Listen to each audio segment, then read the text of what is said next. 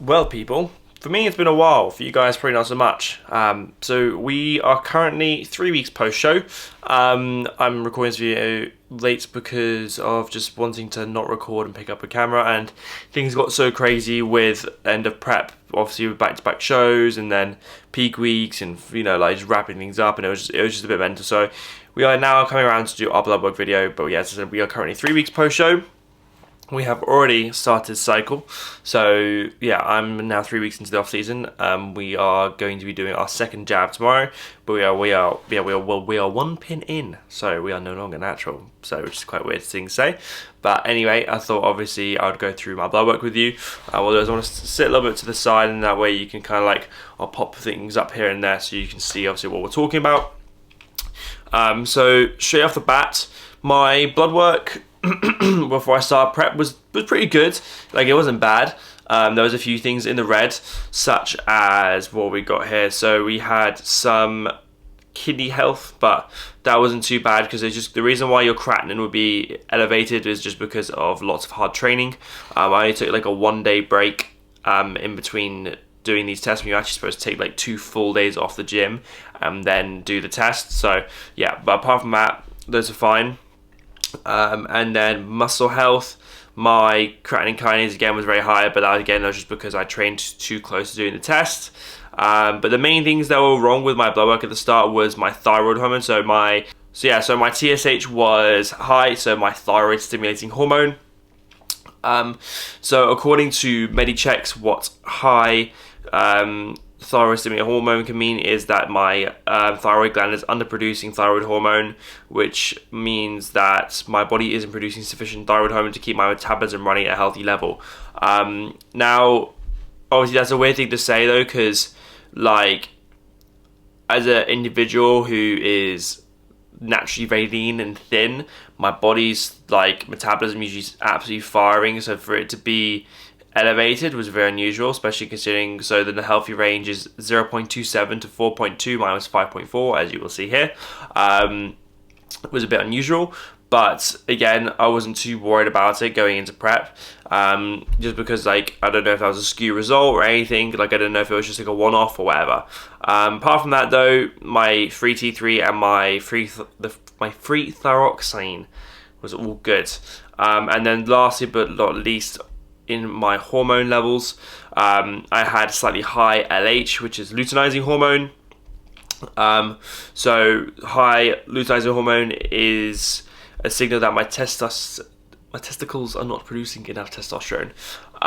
So, which is funny enough because obviously then my results, obviously, which we've already gone over, the first one, we're just kind of going over them.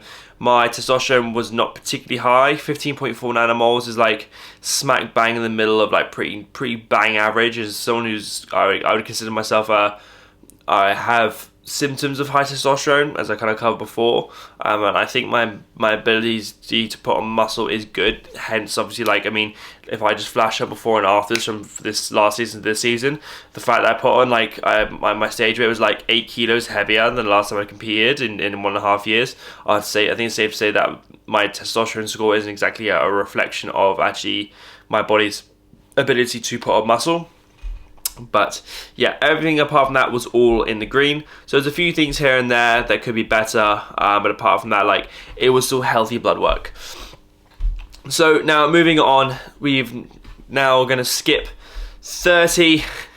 We're going to skip 31. Was it 30? It was 30 weeks between I did these tests.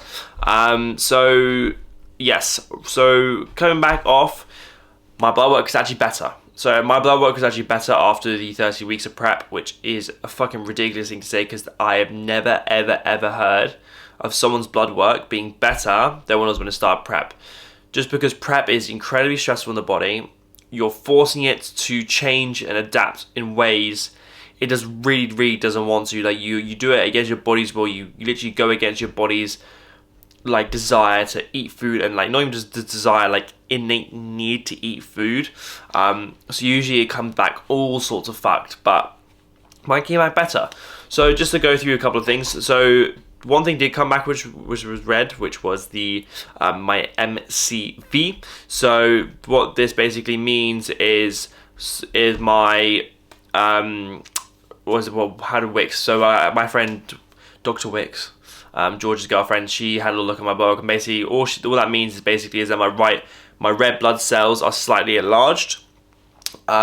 This could be for multiple reasons, but apparently this might indicate that I have some sort of anemia, basically some like vitamin B12 or folate deficiency, which could be potentially because of prep. That is like potentially could be a result of that. But I was only 1.1.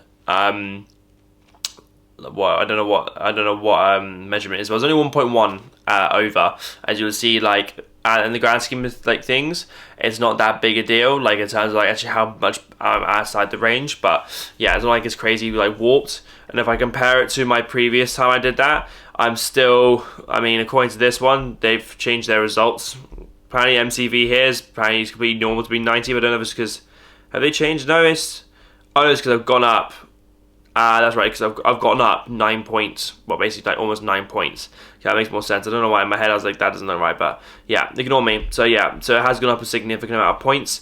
That I hopefully will see this return down as I obviously go into this post-show phase, which was normally be classified as a health phase, but for me, health phase is me just putting some body fat back on. Like I don't even need to crack my blood work. So yeah.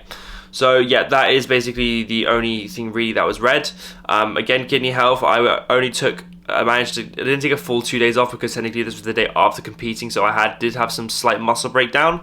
So that's why my creatinine is still a little bit elevated, but you can see it's nowhere as drastic as it was before. If I compare two results here. So yeah, and then obviously if we go into then obviously everything else being fucking dead on green. And if we go into obviously the thing that everyone wants to know is how much my testosterone dropped, and that is my testosterone only dropped 0.8. I think it was only 0.8. Yeah, so I only dropped 0.8 nanomoles, which is fucking nothing. So like most people, when they finish prep are literally like 1 nanomole or like around that range, which is crazy. But apparently I'm just a freak, mate. So yeah, small drop, which is obviously very, very, very good. And then the other thing, which is usually sees a massive hit during prep, is your T3. So my T3 was smack bang in the middle at the end of prep, and at the start of prep it was pretty much the exact same. So I was 5 nanomoles of I think it's nanomoles of T3, and I was 4.63, so I barely shifted. It dropped a little bit, but my T3 was still pretty active, which was evident in how much I was able to make progress in small periods of time between shows. So that's good. So yeah, so my hormones are completely fine, and even my TSH had actually sorted itself out, so I had dropped back down into the healthy range. So here's evidence of where my blood work actually improved during prep. And then in terms of my LH, my luteinizing hormone, that also sorted itself out and dropped down back into healthy range, smack bang in the middle now. Now it's perfectly on 4.8 nanomoles, or IUs, I think, yeah, IUs. So yeah, obviously that's fucking great, but like you can't really ask for much more than that. So the fact my blood work had improved so much, like so drastically, pretty much like on some things as well, which is pretty fucking crazy. My muscle health, obviously again because I was on prep, it was on a slight breakdown, but nothing to be worried about there. But more or less that kind of concludes like the roundup. It's pretty like mental to think, because like I don't know anyone, I'd never heard of anyone do a whole like extensive prep and like not have their numbers shift, let alone their numbers improve. I think that's down to a few things. One, genetics. I think I'm genetically blessed. I've got very, very healthy parents, and I've been like brought up very, very well in terms of I've always been given very, very healthy food. I've always had a healthy diet growing up. I was never like a crazy like junk food person growing up, just because it wasn't allowed. I was that kid who wasn't allowed Coke growing up. There was no McDonald's. If I wanted McDonald's, I'd be like, oh mum, could I go like stay with my auntie? Because like whenever I went to see my auntie, like I can't remember, there'll be like one night a week or something where like they'd go and get food out, and I'll be like, oh yeah, because I wanna get fucking cheeky Mackies. So get some fucking chicken nuggies in. But yeah, so in terms of like, yeah, history and health and genetics wise, that's like a big booster. I think another reason why my blood work was good Once I stop yawning. I think another reason why my blood work was good was because of my starting point on prep. I did not start fucking fat and obese and overweight, as a lot of naturals do. Some people, they just push the fucking bow out too far. They get so like overweight, and then they just can't pull it back. And if you're losing more than like 40 pounds, 50 pounds of like body weight, you're gonna lose tissue. Like, you physically can't lose that much body weight without sacrificing some tissue. Like, you just can't. It just doesn't work. So yeah, I think because I started leaner, and I think my lowest weigh-in was significantly lower than I actually ended up going on stage at. My lowest weight was 161, and I started prep at 184. So I only lost 23 pounds.